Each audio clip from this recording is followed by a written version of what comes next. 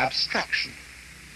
What do I mean by abstraction? Well, a lot of Chinese characters are abstractions. If we take, for example, the Chinese character for man, it is written this way. Now, that was originally the head and legs of a human figure, something, you know, like this. When we draw an abstract figure of a man, everybody knows that's a man.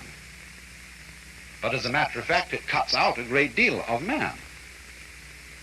This figure cuts out all the details and gives us a simple image which we can grasp all at once.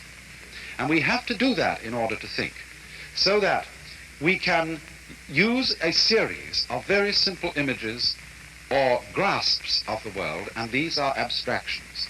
And it is fundamentally in terms of abstractions that we think. Now, thought, as I said, is slower because it goes in a line, thought after thought. And also thought is abstract.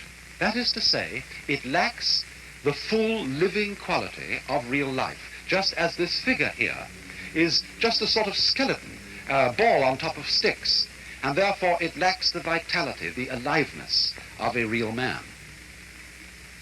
Now, the more we tend to live in a world of thought, the more we tend to live in an abstract world that is removed from and has a gap between it and the real world of nature.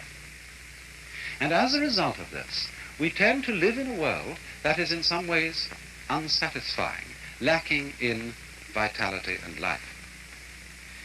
And also, people tend to think all the time. This becomes, for every civilized community, every civilized person, a sort of habit, which is like constantly talking to yourself. Now, of course, when you meet me here on the TV screen, I'm always talking, or almost always. But I assure you, I'm not always talking. I'm often silent, because after all, we have to be silent some of the time, don't we, in order to hear what other people have to say, and therefore to have something to talk about. In just the same way, our minds have to be silent some of the time if we are really to have anything to think about except thoughts. You know, there is a popular proverb which says that talking to yourself is the first sign of madness. And there's some truth in this, because constant thinking, as distinct from simply experiencing through our senses, constant thinking about our experiences, coding our experiences into words, into signs, into the symbols of thought, is a buzz that goes on day in and day out inside our heads except when we're sleeping.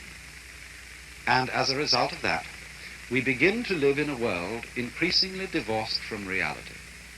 And that is why in those Oriental cultures in India and China and Japan, it has always been considered important for everybody to spend some of his time, by no means all of his time, but some of it, not thinking.